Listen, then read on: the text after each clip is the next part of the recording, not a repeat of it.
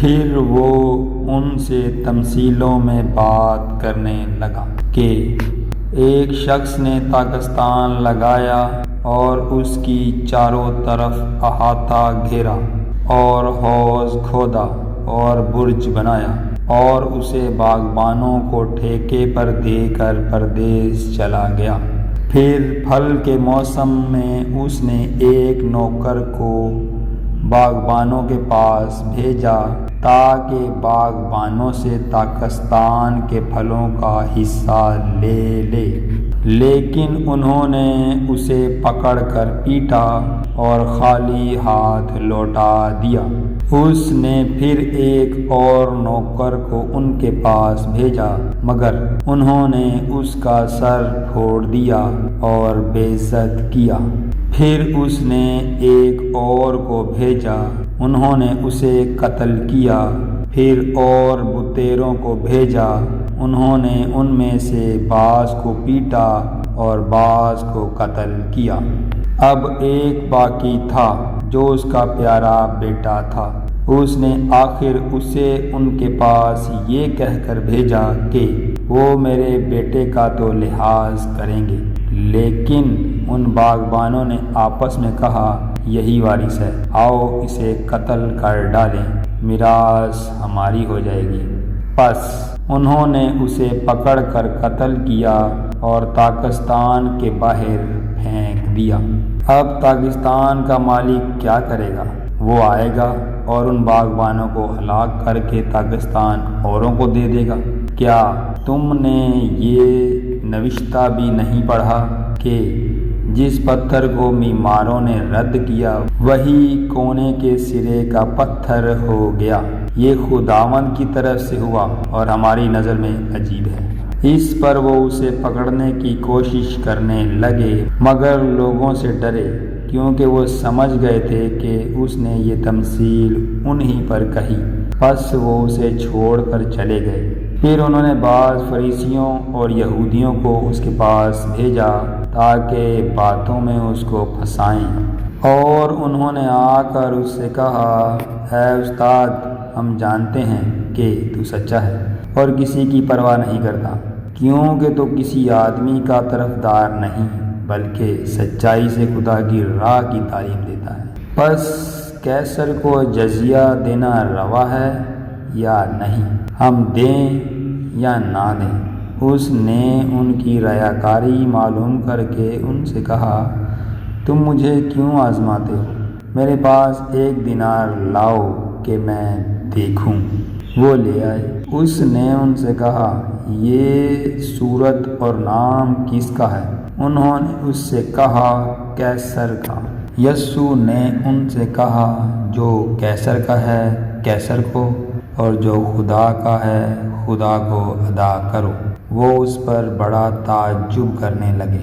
پھر صدوقیوں نے جو کہتے ہیں کہ قیامت نہیں ہوگی اس کے پاس آ کر اس سے یہ سوال کیا کہ اے استاد، ہمارے لیے موسیٰ نے لکھا ہے کہ اگر کسی کا بھائی بے اولاد مر جائے اور اس کی بیوی رہ جائے تو اس کا بھائی اس کی بیوی کو لے لے تاکہ اپنے بھائی کے لیے نسل پیدا کرے۔ 7 بھائی تھے، پہلے نے بیوی کی اور بے اولاد مر گیا، دوسرے نے اسے لیا اور بے اولاد مر گیا، اور اسی طرح تیسرے نے، یہاں تک کہ 7 بے اولاد مر گئے۔ سب کے بعد وہ عورت بھی مر گئی۔ قیامت میں یہ ان میں سے کس کی بیوی ہوگی، کیونکہ وہ 7 کی بیوی بنی تھی۔ یسوع نے ان سے کہا، کیا تم اس سبب سے گمراہ نہیں ہو کہ نہ کتاب مقدس کو جانتے ہو نہ خدا کی قدرت کو؟ کیونکہ جو لوگ مردوں میں سے جی اٹھیں گے تو ان میں بیاہ شادی نہ ہوگی، بلکہ آسمان پر فرشتوں کی مانند ہوں گے۔ مگر اس بارے میں کہ مردے جی اٹھتے ہیں، کیا تم نے موسیٰ کی کتاب میں جھاڑی کے ذکر میں نہیں پڑھا کہ خدا نے اس سے کہا کہ میں ابراہیم کا خدا اور اسحاق کا خدا اور یعقوب کا خدا ہوں؟ وہ تو مردوں کا خدا نہیں بلکہ زندوں کا ہے، پس تم بڑے گمراہ ہو۔ اور فقیوں میں سے ایک نے ان کو بحث کرتے سن کر جان لیا کہ اس نے ان کو خوب جواب دیا ہے۔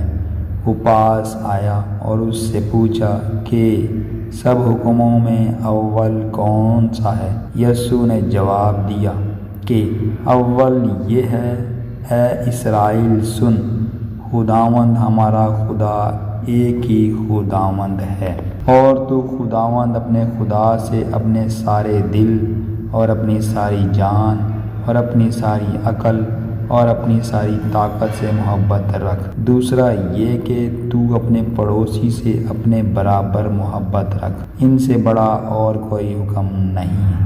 فقیہ نے اس سے کہا، اے استاد، بہت خوب، تو نے سچ کہا کہ وہ ایک ہی ہے اور اس کے سوا اور کوئی نہیں، اور اس سے سارے دل اور ساری عقل اور ساری طاقت سے محبت رکھنا اور اپنے پڑوسی سے اپنے برابر محبت رکھنا سب سوختنی قربانیوں اور ذبیحوں سے بڑھ کر ہے۔ جب یسوع نے دیکھا کہ اس نے دانائی سے جواب دیا تو اس سے کہا، تو خدا کی بادشاہی سے دور نہیں۔ اور پھر کسی نے اس سے سوال کرنے کی جرأت نہ کی۔ پھر یسوع نے ہیکل میں تعلیم دیتے وقت یہ کہا کہ فقیہ کیوں کر کہتے ہیں کہ مسیح داؤد کا بیٹا ہے؟ داؤد نے خود روح القدس کی ہدایت سے کہا ہے کہ خداوند نے میرے خداوند سے کہا، میری دہنی طرف بیٹھ جب تک میں تیرے دشمنوں کو تیرے پاؤں کے نیچے کی چوکی نہ کر دوں۔ داؤد تو آپ اسے خداوند کہتا ہے، پھر وہ اس کا بیٹا کہاں سے ٹھہرا؟ اور عام لوگ خوشی سے اس کی سنتے ہیں۔ پھر اس نے اپنی تعلیم میں کہا کہ فقیہوں سے خبردار رہو، جو لمبے لمبے جامے پہن کر پھرنا اور بازاروں میں سلام اور عبادت خانوں میں اعلیٰ درجہ کی کرسیاں اور ضیافتوں میں صدر نشینی چاہتے ہیں، اور وہ بیواؤں کے گھروں کو دبا بیٹھتے ہیں اور دکھاوے کے لیے نماز کو تول دیتے ہیں، ان ہی کو زیادہ سزا ملے گی۔ پھر وہ ہیکل کے خزانہ کے سامنے بیٹھا دیکھ رہا تھا کہ لوگ ہیکل کے خزانہ میں پیسے کس طرح ڈالتے ہیں، اور بہتیرے دولت مند بہت کچھ ڈال رہے تھے۔ اتنے میں ایک کنگال بیوہ نے آ کر 2 دمڑیاں یعنی ایک دھیلا ڈالا۔ اس نے اپنے شاگردوں کو پاس بلا کر ان سے کہا، میں تم سے سچ کہتا ہوں، جو ہیکل کے خزانہ میں ڈال رہے ہیں، اس کنگال بیوہ نے ان سب سے زیادہ ڈالا، کیونکہ سبھوں نے اپنے مال کی بہتات سے ڈالا، مگر اس نے اپنی ناداری کی حالت میں جو کچھ اس کا تھا یعنی اپنی ساری روزی ڈال دی۔